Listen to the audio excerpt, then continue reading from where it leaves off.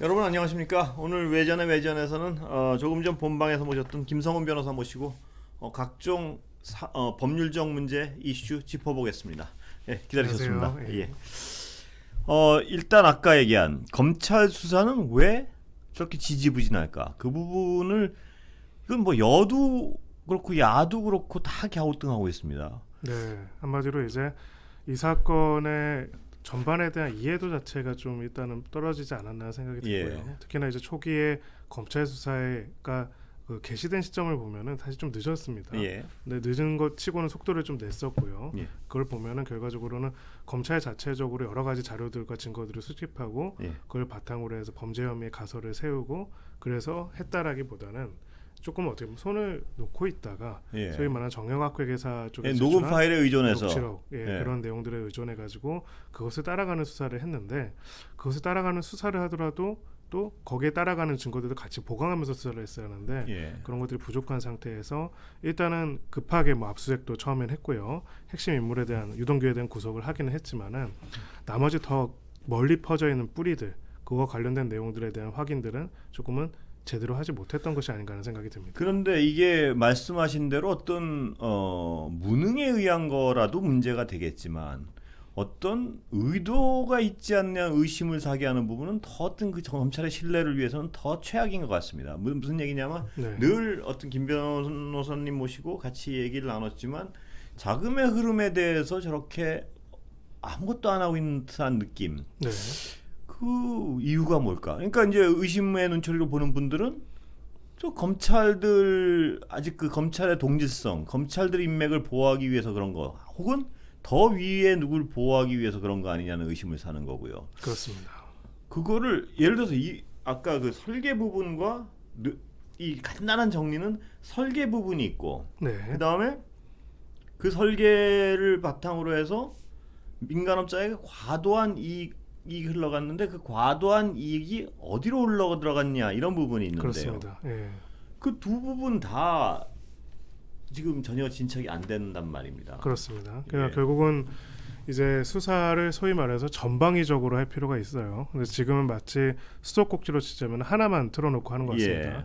오늘은 어디를 했고 오늘은 뭘 했고는 보이는데 사실은 오늘은 무엇을 했고 뭘 했고가 하나가 아니라 여러 개여야 하는 것입니다. 예. 만약에 지금 아까 우리가 얘기했던 것처럼 법조계 로비 그리고 고문단들이 어떤 역할을 했는지 곽상도 의원이 어떤 역할을 했는지 뇌물 혐의에 대해서 일종의 뇌물 혐의가 있다라고 해가지고 김만배 씨에 대해 영장까지 청구할 것이라면은 적어도 그 공여하고 수령한 사람이라고 특정이 되고 검찰 입장에서 특정을 했던 곽상도 의원 측에 대해서도 조사를 오늘이라도 바로 해야 하는 것이거든요. 그렇습니다. 예. 그리고 관련돼서 당시 영향을 끼쳤던 어떤 문화재청이나 관련된 부서에 대해서도 오늘이라도 압수수색을 해야 하는 것이죠. 예. 그런데 그거는 아직 안 이루어졌습니다. 지금 김만배 씨에 대해 영장 기각이 된 지가 며칠이 지났는데요. 예. 또 몇 가지 더 보자면은 그 외에도 여러 가지 박영수 특검 인척과 관련된 회사의 자금 문제들이 거기도 있고요. 수사가 이루어지고 있다는 소리들은 전혀 안 들려요. 그렇습니다. 그럼 예. 그 회사들이 실제로 어떻게 자금을 집행하고 어디에 집행했는지 또 그 회사를 타고 가면서 여러 가지 자금들이 만들어질 가능성이 있거든요. 예.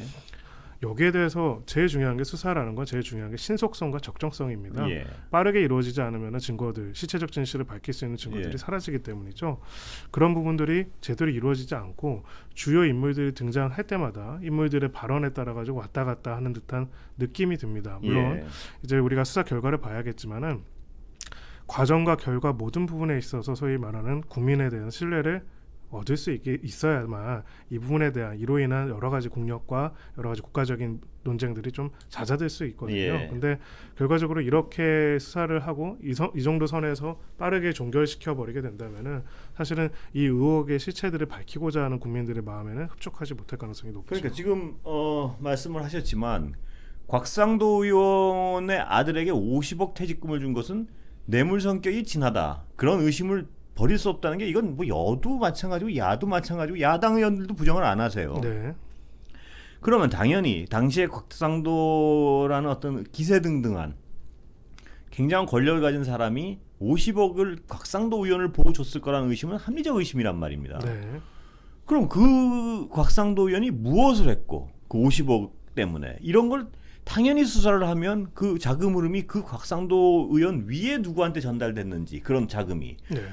큰 줄기를 잡는데 당연한 어떤 수순 같은데 거기에 대한 아무런 수사가 이루어지고 있다는 얘기가 없어요. 그렇습니다. 그런데 유동규라는 사람에 대한 수사는 또 거꾸로 그 뇌물 성격이라 그러는데 그 액수가 곽상도 의원의 지금 10분의 1밖에 안 되는 액수인데, 그러니까 무슨 얘기냐면 아까 그 본방에서 잠깐 말씀하셨지만 이 배임이라는 프레임을 딱 정해놓고 그 녹취록에 하나하나 그냥 성의 없이 건드려 보는 이런 느낌이 좀 피할 수 없어요. 이런 느낌을. 네, 소위 말해서 정말 이렇게까지 이거 수사를 안 하면 안 될 것 같은 부분들만 수사를 하는 듯한 느낌이 당연히 들 수 있고요. 예. 지금 일단은 최소한으로 해야 하는 것은 적어도 검찰이 영장을 청구했던 범죄 사실 3가지가 있습니다.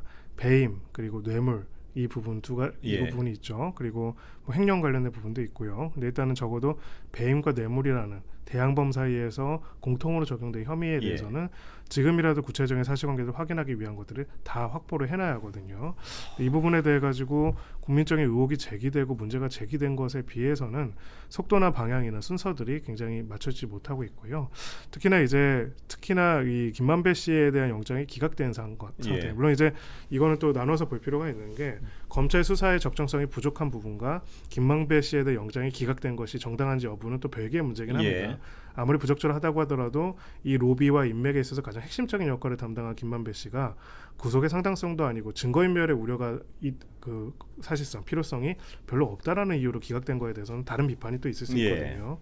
국민들이 사실 이 사건에 있어서 우리가 가져야 하는 것들은 정치적인 함의도 있지만은 수사와 사법이라는 중요한 2가지 축에 있어가지고 중요한 역할을 하는 법조인들이 도대체 무슨 역할을 하길래 저렇게 많은 돈을 받았을까에 대한 의무심을 그렇습니다. 근데 아까 제가 사실 본방에서 그 정치 코너에서 이해운 의원님이 곽상도에 대한 50억 수사 혐의에 대해서 왜 검찰이 수사 안 하냐는 그 야당도 역시 이상하다는 건 동의를 하시냐 여쭤봤더니 동의를 한다 그러시면서 하는 말씀에 제가 깜짝 놀랐는데 뭐라 그러냐면 그거는 전체에 비한 푼돈이다 이 말씀하시는데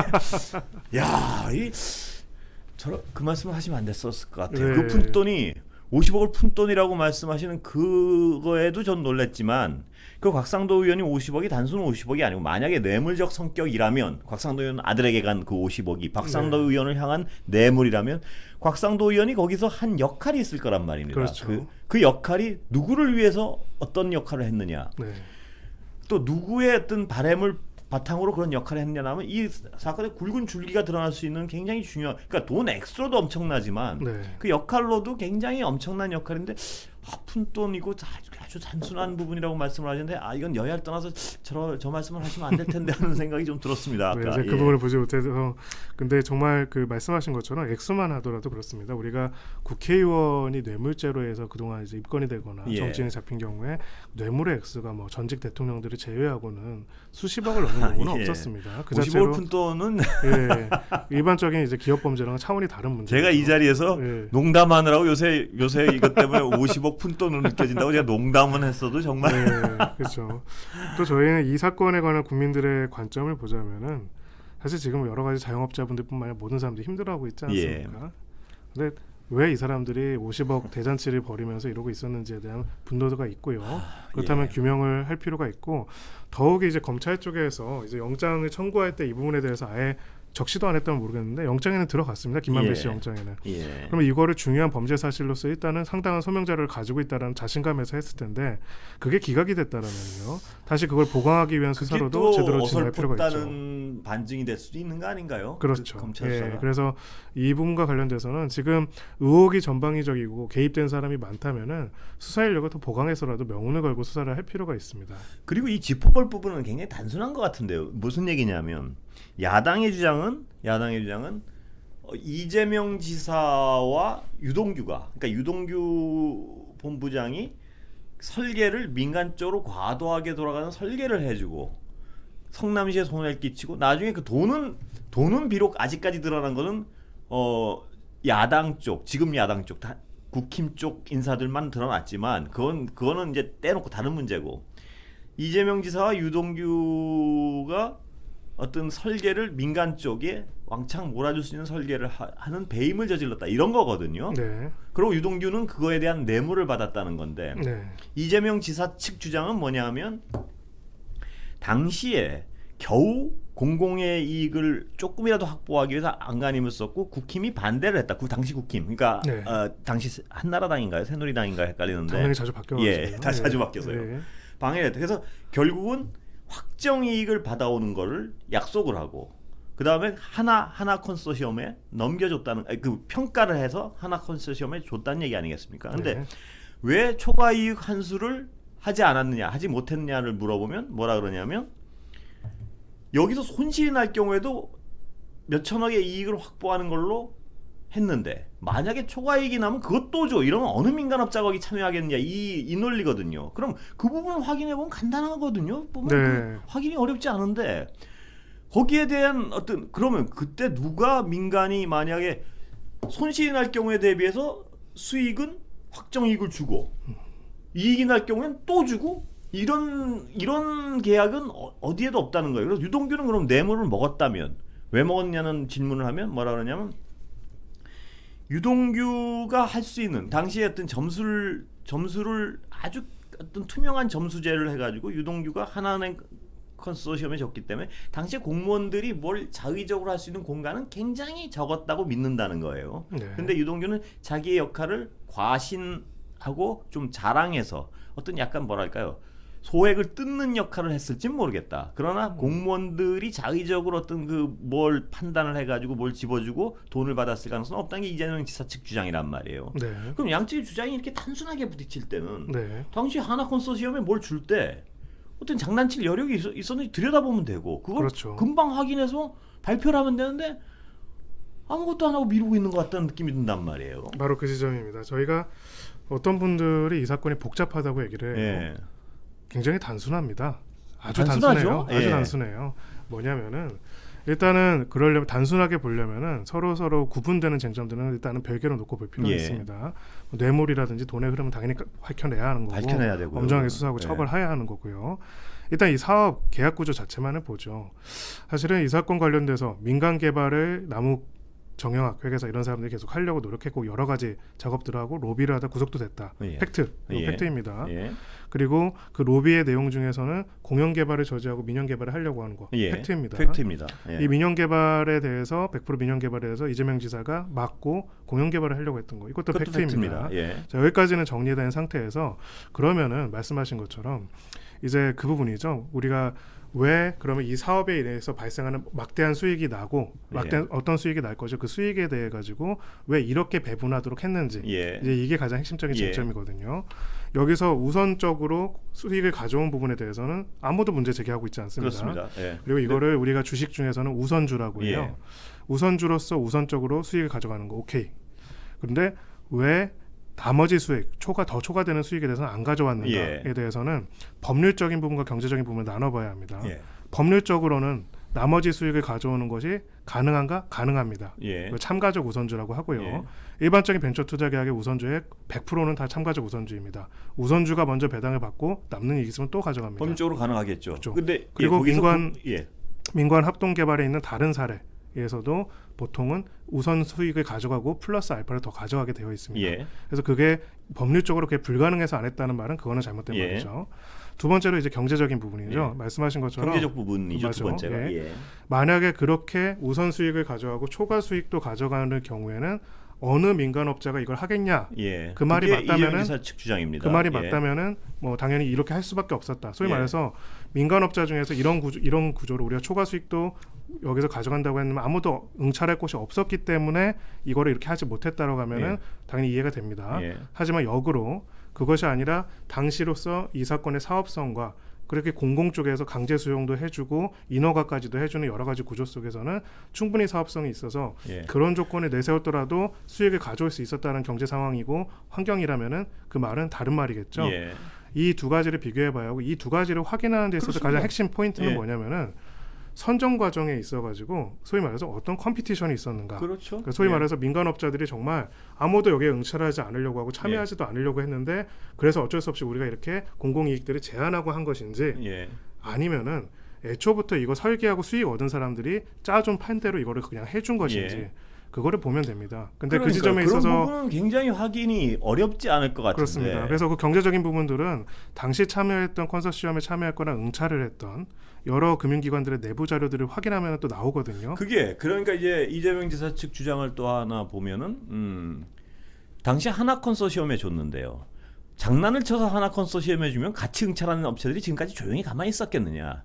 명백한 투명한 점수제다. 이 얘기를 하거든요. 그리고 지금까지 그 논리에 보면 논리의 합당 어떤 합리성은 분명히 완결돼 있어요. 그러면 진짜 그런지 뭐 한번 확인해가지고 검찰이 그건 이 이재명 지사 측 주장이 맞다 안 맞다 아주 단순한 수사로 밝힐 수 있을 것 같은데 거기에 대해서는 자꾸 어떤 뒷북만 치고 밝히지 않고 네. 그다음에 이제 이 하나 컨소시엄이 넘어왔잖아요. 그다음엔 뭐가 또 이해가 안 되냐면 어제 여기 나온 어떤 정봉주 전 의원의 네. 어떤 주장에 따르면 하나 컨소시엄이 그 많은 어떤 투자에 물꼬를 트는 돈을 가지고 들어와서 그 많은 수익이 났는데 하나 컨소시엄이 하나은행 측에서 직접적으로 거둔 수익은 굉장히 쥐꼬리만 하다는 거예요. 전체 이익에 비하면. 맞습니다. 왜 하나가 그랬는지는 하나를 수사하면 금방 나올 것 같은데 네. 그러면 이 정봉주 의원의 주장은 뭐냐? 그 하나를 움직인 세력이 그분이고 실체일 것이다. 이 얘기예요. 근데 그것도 분명히 보면 합리적, 논리적 합리성이 있어요.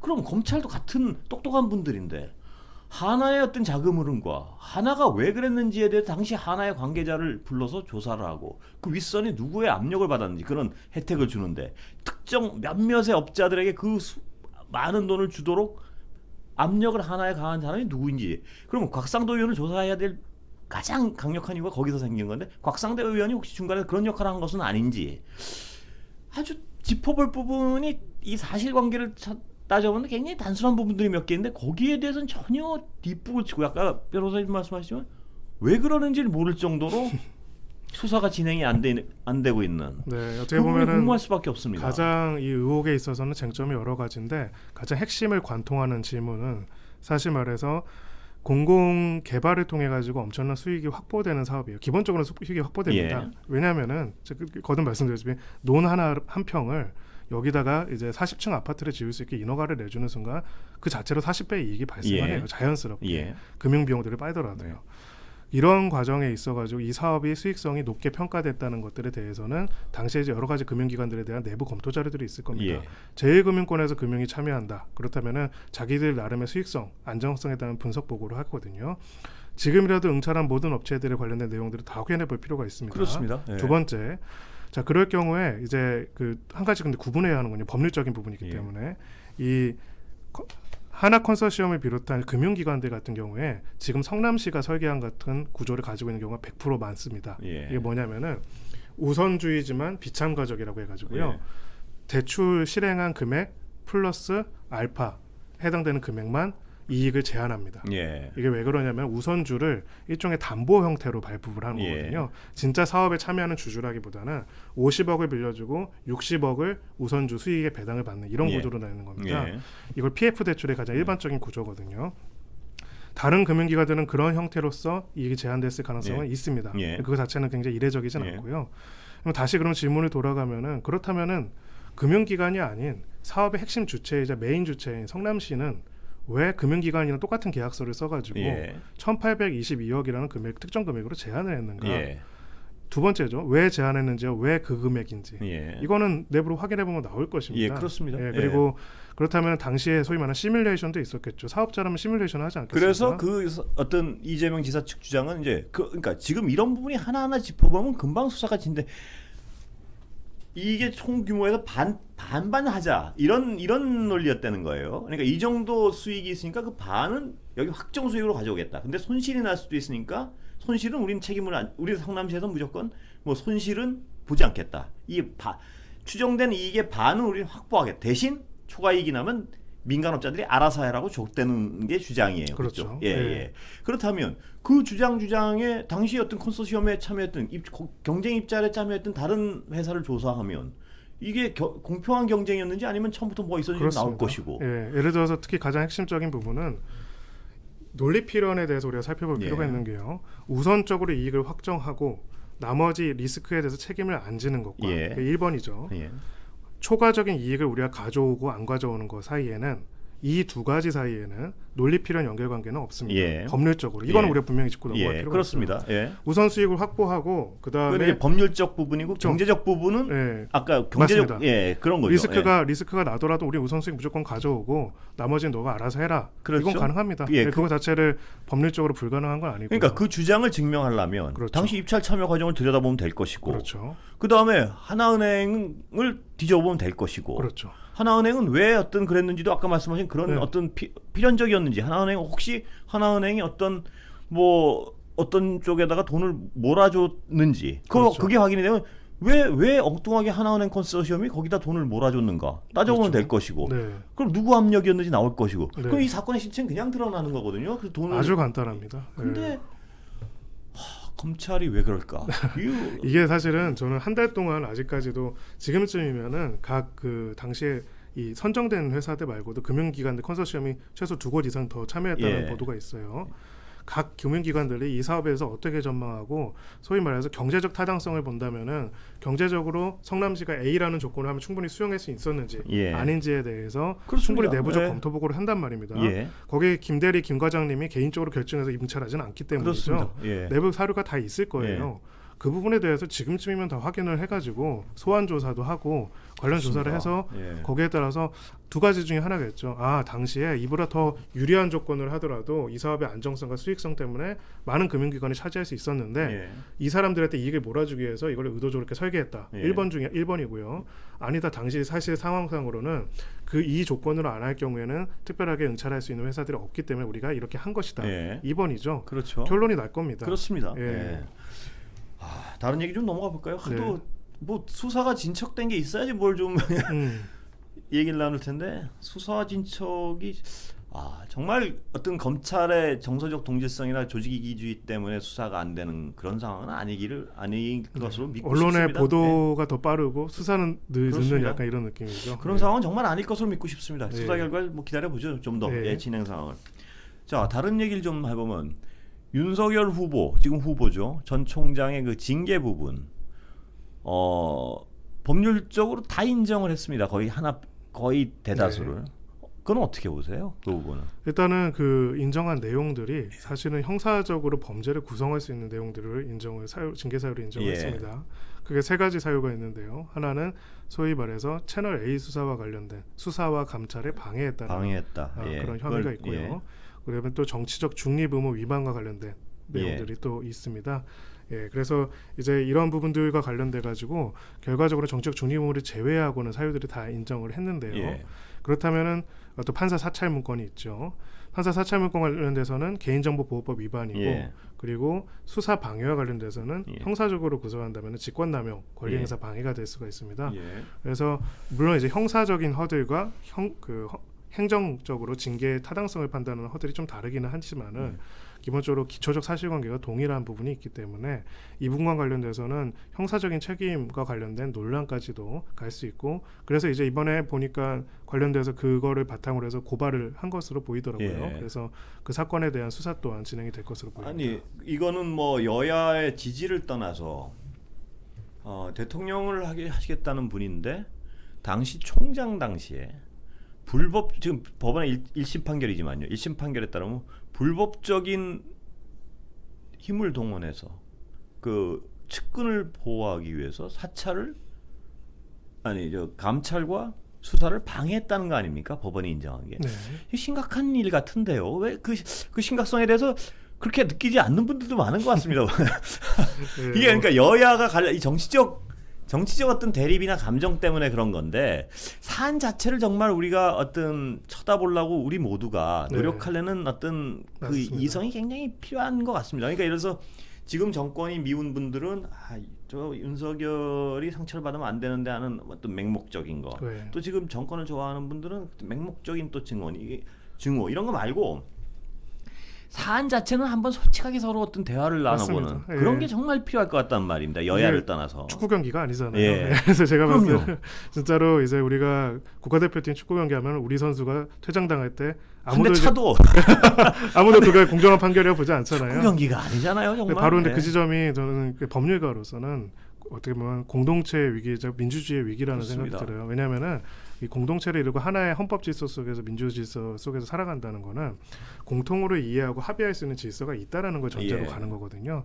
그 질서와 규칙이 있고 그거에 따라서 우리 편이든 내 편이든 판단해 줄 수 있을 때 유지가 가능한 것입니다. 예. 그게 안 되면은 그렇습니다. 사실은 예. 갈라지는 거죠. 근데 법원의 판단이 말입니다. 그리고 네. 법원의 판단도 물론 엉망인 판단도 있죠. 제가 보기에도. 그렇죠. 그러나 그게 엉망인 판단이라고 생각을 하면 그 판단의 근거 자체를 따져보는 건 제보게 할 수 있는 거라고 봐요. 네. 그러나 판단의 근거는 아무것도 들여다보지 않고 법원이 정치적일 거야라는 어떤 맹목적 믿음을 갖는 거. 그러면 우리가 어떤 정치를 떠나서 정말 위험한 일 같아요. 맞습니다. 예를 들어서 윤석열 당시 총장의 어떤 법을 집행하는 자리에 있던 분이 법을 어기면서 측근을 보호하기 위해서 수사를 방해했다. 이거는 그 자체로 이건 누구를 지지하고 떠나서 이게 대단히 심각한 일이라는 맞습니다. 컨센서스는 있어야 할 것 같아요. 네. 이게 사회적 건강을 위해서는. 네, 그것이 사실이고 그것이 혐의가 맞다면은 당연히 그렇다고 생각하는 1심 판결은 그게 판단이 있어야 맞다는 하는 것이고요. 거고요. 예, 그러니까 결국 이제 이 부분입니다. 사법부의 판단이 나올 때마다 사실 정치적으로 민감하면은 각자 이제 완전히 부정해 버리죠. 그렇습니다. 그렇게 예. 되는데 지금 말하는 그 공동체적 질서에서 그 규칙을 확인하고 판단을 하는 권한을 우리가 사법부에게 줬습니다. 예. 사법부한테 그런 권한을 주고 나서 그 판단의 결과 내용에 따라서 그걸 완전히 부정할 수 있는 사회라면은 하나의 공화국을 이룰 수가 그렇습니다. 없는 거죠. 지금 말씀하신 사법부에 그런 권한을 줬고 또 근데 사법부가 또 거기에 어떤 신뢰에 보답할 만큼 정말 그 공정한 판단만 했느냐 하면 그건 또 갸우뚱할 수 있습니다. 그렇습니다. 있으나 그럼 그 비판은 사법부의 그 판단 부분이 어떻게 이루어졌느냐를 비판하는 건 괜찮습니다. 그렇습니다. 그러나 그 판단이 어딜 봐도 뭐 이게 이상할 게 없는데 그 사실 판단이나 네. 법리 판단이나 그걸 무조건 부인하는 건 이 공동체 말씀하신 건강을 위해서는 절대 이럴 때 정말 여야를 떠나서 좀 얘기를 나눌 수 있는 맞습니다. 이건 네. 심각하다. 이건 네. 심각한 범죄 행위다. 네. 이런 어떤 그런 컨센서스는 이루어져야 되지 않을까. 네. 그러면 차라리 윤석열을 지지한다면 이 심각한 범죄 행위에도 불구하고 뭐 어떤 다른 논리를 대든가. 근데 이건 굉장히 제 보기엔 이 어떤 야를 지지하는 분들은 아예 들여다볼 생각도 안 하고 그 의미에 대해서. 네. 그건 이걸 어떻게 해야 되나 하는 어떤 고민이 들 때가 있습니다. 가장 행위 자체는 네. 대하는 판단에 대해서. 특히 가장 기본적으로 국가를 책임지는 지도자 혹은 지도자를 꿈꾸시는 분들이라면은 물론 이제 판결에 대해서 당사자로서 비난하거나 비판할 수도 있고요. 예. 뭐 억울하면 항소도 하고 그렇게 할 수는 있지만 하겠죠. 예. 그 판단과 판결 자체를 존중하면서 거기에 대한 비판을 하는 것이 어찌 보면 우리 모두가 하자는 기본적 헌법 질서이고요. 그렇습니다. 그 자체를 더 이상 신뢰하고 할 생각과 의학이 없다면은 헌법의 수호자로서의 역할을 할 수가 없겠죠. 중요한 지적입니다. 예. 예. 그래서 일단은 저도 이제 법률가로서 어쩌다 보니까 이렇게 자꾸 설명드리는 역할을 하게 되지만은 예. 가장 우려스러운 부분이 그거입니다. 물론 이제 그 사법과 수사 이 모든 영역들이 정치와 경제적 권력으로부터 독립적이지 못하다라는 비판이 있었고 실제로 확인된 것도 많이 있었고요. 예. 그렇기 때문에 여러 불신이 있는 것도 맞는데 그럼에도 불구하고 우리가 지향해야 하는 거는 그래서 그 신뢰를 어떻게 회복할 것인가. 그렇습니다. 분명히 어떻게 예. 우리가 제도와 우리 헌법을 통해서 회복할 것인가가 되어야지 그 자체를 부정하거나 그 자체를 정치의 틀로 끌어들여 가지고 비난과 옹호로 가르는 것은 사실은 어떻게 보면 더 극단화될 수 있는 완전히 이 공동체를 이완시켜 버리는 그런 그렇습니다. 행위가 되겠죠. 그리고 거기다가 말씀하신 그 부분에다 문제가 있던 판결들에 대해 사법부 내부에서는 정말 통렬한 반성이 있어야 될 것이고요. 그렇습니다. 그 예. 정치적 판단이라고밖에 볼 수 없는 판단들도 없지 않았다가 아니라 꽤 있었다고 할 수밖에 없는 판단들도 많았습니다. 그렇습니다. 그렇다면 사법부 자체의 어떤 반성도 있어야겠지만 판결 하나하나를 다 부정하고 뭐 사법부 판단을 아예 그냥 정치적 의사에 따라서 해석하고 네. 이거는 정말 사회의 어떤 근간이 흔들리는 맞습니다. 일 같습니다. 소위 말해서 정치적 내전 상태가 되는 거죠. 예. 예, 적어도 뭐 이번에 뭐 국가 지도자를 선출하는 이제 선거를 앞두고 여러 가지 얘기들이 있고 갈등이 있는데 저는 적어도 그런 부분에 대한 문제의식을 가지고 그 부분에 그렇습니다. 있어가지고 이렇게 완전히 갈라져 버리고 완전히 그 신뢰와 권위가 사라져 버리는 시대에서 어떻게 하면 그 부분을 통합해 가지고 하나의 국민들이 하나의 민주주의 질서 속에서 갈 수 있는지에 대해서 고민하고, 그래서 자신이 유리하건 불리하건 그 부분에 있어서 좀 겸허하게 행동하는 예. 그런 지도자분들이 나왔으면 저는 좋겠습니다. 이번에 그 예. 윤석열 전 총장에 대한 판결이 나왔을 때 적어도 기대한 것은 야당에서는 이러한 부분이 판결이 잘못됐다, 이 정도의 어떤 반응은 기대했었는데, 게 아니고 어처구니 없다는 어떤 한마디, 어처구니 없는 판결이다, 이런 식의 어떤 반응을 보이는 건 공당으로서 절대 하면 안 될 일 같은데. 이래서 그 판단이 정말 이상하면 항소를 하면서 이 부분은 도저히 어떤 법리적으로 네. 이해가 되지 않는다랄까요. 그런 어떤 판단이라면 그건 들어주고 우리 모두가 서로 얘기할 수 있죠. 그런데 왜냐하면 사법부가 뭐 신이 아니니까요. 1심 네. 판단이고. 근데 그게 아니고 굉장히 어떤 대단히 심각한 행위인데 그걸 그냥 그 판단 말도 안 돼라는 식으로 퉁쳐버리는. 그러니까 이게 보면은 법적으로 보면 풀어보면 이렇습니다. 예. 시작이 이게 왜 시작됐죠, 이 소송이요? 윤석열 총장이 소를 제기했기 때문에 시작된 예, 겁니다. 그렇습니다. 만약 소를 예. 제기하지 않았다면은 본인이 판단을 해달라고 맡긴 거 아니겠습니까? 그렇죠. 사법부의 권위와 사법부의 신뢰를 바탕으로 해서 사법부가 이 쟁계가 부당하다라는 판결을 내려달라라는 것을 가지고 소를 제기를 했고요. 만약에 이제 물론 이제 가처분 그 집행정지를 하고 나서 본소를 제기해야 하는 것도 있기 때문에 한 것도 있지만은 사실 그 이후에는 결정 이후에는 원칙적으로 소취하할 수도 됩니다. 예. 근데 소취하를 안 하고 계속 유지를 했죠. 왜냐? 이 징계는 부당하고 이 부당한 거에 대해서 사법부가 판단할 것이고 그런 권위를 사법부가 가지고 있고 예. 나는 거기에 기댄다는 의미에서 한 것입니다. 그렇죠. 법률가로서요. 예. 근데 그 결론이 그렇게 안 나왔어요. 예. 물론 그 자체에 대해서 부당하거나 불이익하다고 생각할 수는 있지만 그렇다 할지라도 그 불판과 그 불이익도 사법적인 판단 내에서, 그래서 이 부분에서는 우리가 이렇게 항소를 하겠다, 이 부분에 대한 존중하지만 이런 부분은 잘못된 것 같다, 이렇게 그게 가는 정상적인 거죠. 정상적이지. 가장. 예, 가장 있어야 이 사법부는 당연한 예. 정치적이니까 우리는 이건 어쩌고저쩌고 아니다라고 하는 순간은 그러면은 우리 국가 질서에서 가장 중요한 역할을 하는 하나의 권위가 제일 중요한 유력한 정치인에 가지고 완전히 부정되는 것입니다. 그렇습니다. 그런 그것도, 사회는 유지될 수가 그것도 없어요. 일반 정치인도 아니고 이 국가를 책임지겠다는 대선 주자 아니겠습니까? 네. 그런 분들이 예를 들어서 아예 사법부를 무시하는 이런 태도를 취하고 나올 때 과연 네. 저래도 되는 것인가 하는, 왜냐하면 아까 중요한 말씀이 본인이 사법부의 판단을 요구한 거 아니겠습니까? 그렇습니다. 그러면 자기 마음에 드는 판단이 나오면은 100% 받아들인다 그러고, 인정할 수 없는 판단이 나오면 아예 사법부를 깡그리 무시하고 정치적이라고 규정을 해버리고, 이런 건 아닌 것 같다는, 이거는 정말 네.